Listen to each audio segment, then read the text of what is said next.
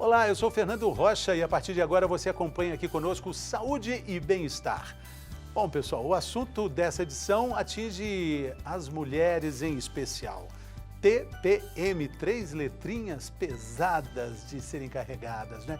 3 letrinhas com a fama cruel com as mulheres em idade reprodutiva. Por isso, a ginecologista e obstetra doutora Mayra Sete participa conosco e tira todas as dúvidas sobre TPM.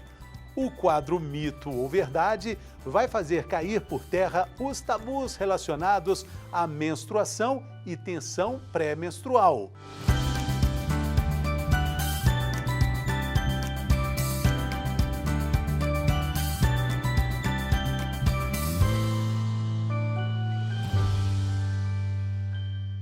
Todos os meses, as mulheres sentem os sintomas da oscilação de hormônio, característica desse ciclo hormonal. É a famosa TPM, a tensão pré-menstrual, que acomete, segundo o Ministério da Saúde, 80% das mulheres brasileiras. Vamos falar sobre isso? Como é que a gente resolve esse problema? Se é que tem jeito de resolver esse problema?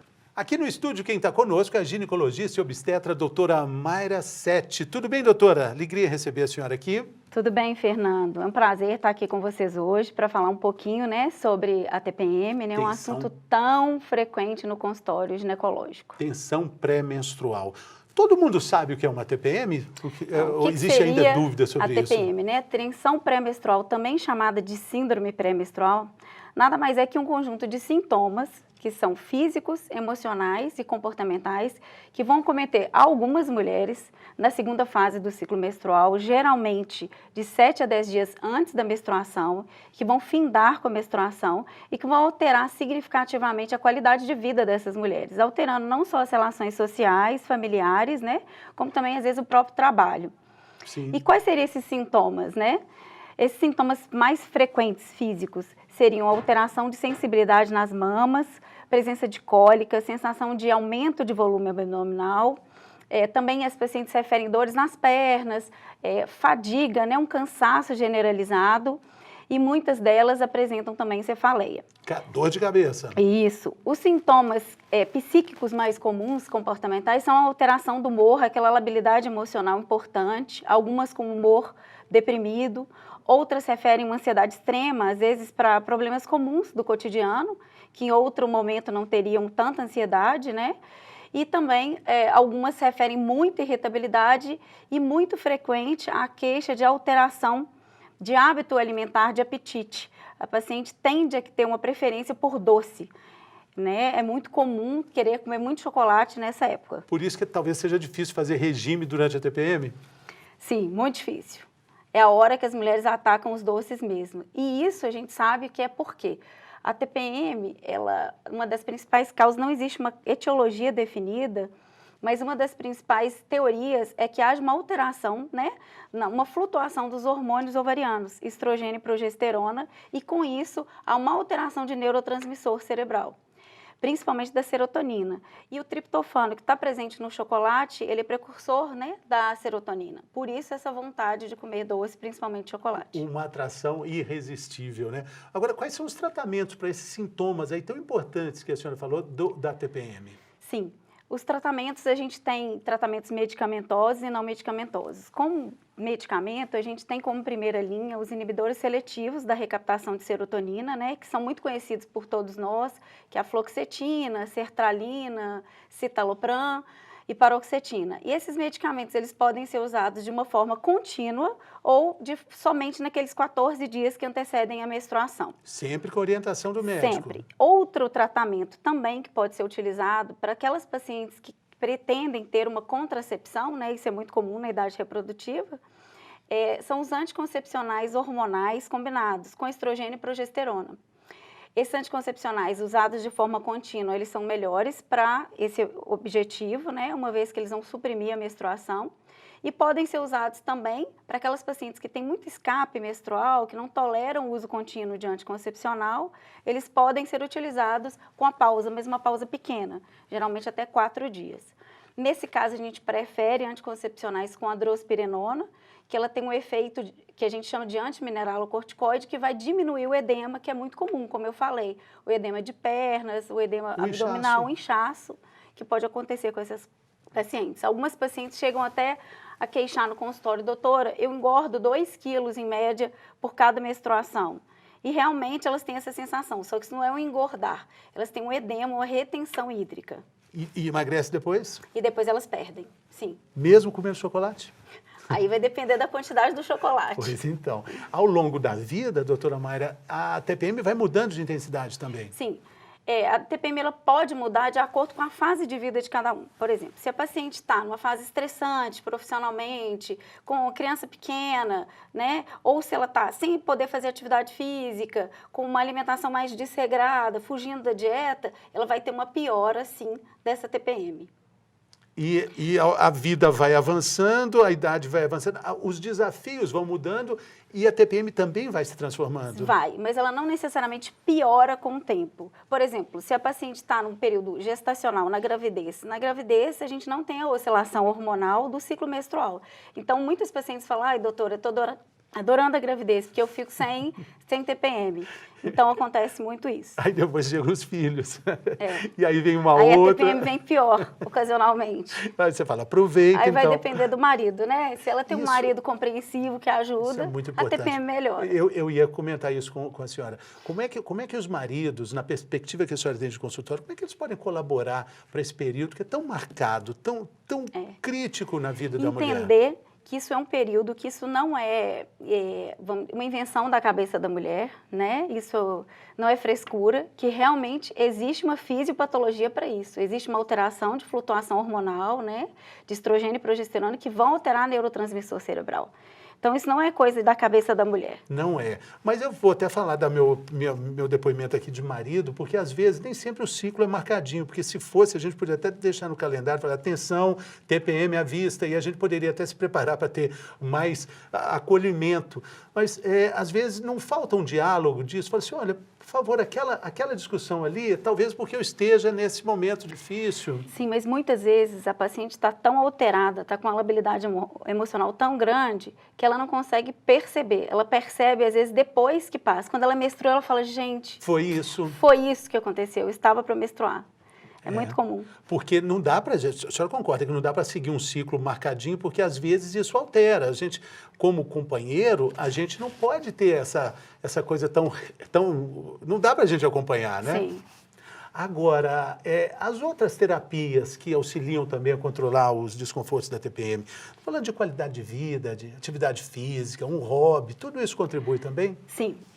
Toda paciente com TPM, ela deve ser orientada a ter mudanças de hábito de vida. Inclusive, naqueles casos mais leves, a gente nem precisa, em princípio, de entrar com a terapia medicamentosa. A gente pode só mudar o estilo de vida. E o que a gente teria que fazer?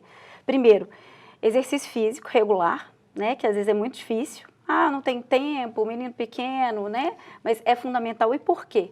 Esse exercício físico está mais que discutido isso na literatura, que o exercício físico ele vai aumentar aqueles neurotransmissores do bem-estar, do prazer, né? Que são endorfinas, dopamina e a serotonina, que está muito envolvida no processo de TPM. Ou seja, o próprio organismo vai trabalhar a seu favor.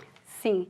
Outra mudança de hábito seria também, além do exercício físico, as mudanças alimentares. Uma dieta mais rigorosa, assim, mais rica em proteína e vitamina, né? Que a gente sabe que a proteína e a vitamina vão ajudar na regulação hormonal.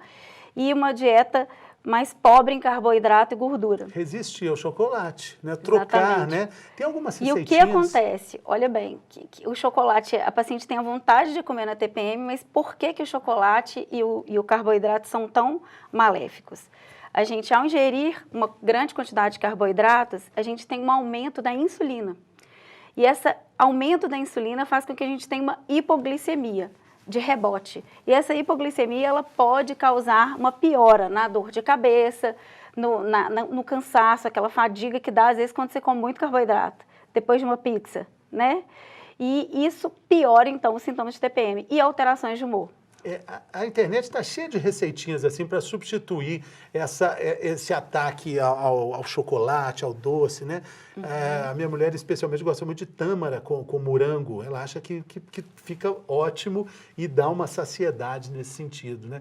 Porque se a gente fala de uma alimentação mais saudável, a gente tem que ter esse cuidado dessas escolhas saudáveis, Sim. né? E às vezes, né, por exemplo, ao invés de comer um chocolate, comer uma banana, que também tem o triptofano, que é o precursor da serotonina. Vai ficar assim, né? Só não pode ser a banana com leite condensado. Ah, aí já fica, né? Já é uma... Mas é claro, né? Porque a vontade do doce parece algo que é uma resolução, né? Preciso de um doce, preciso de um chocolate, né? É impressionante isso. Outras técnicas também que a gente pode lançar a mão são terapias comportamentais relaxantes. Por exemplo, yoga, meditação também. Por quê? Porque diminui o estresse. E um dos principais sintomas, né? Trazer isso como hábito. Sim. Do dia a dia mesmo, né? De rotina mesmo. E alguns estudos defendem também agora a acupuntura, mas ainda esses dados, do ponto de vista científico, ainda são limitados. A gente tem ouvido falar muito sobre o DIU que coloca também o hormônio, o DIU que já vem preparado. Não é um DIU só ele, mas o DIU com o Mirena.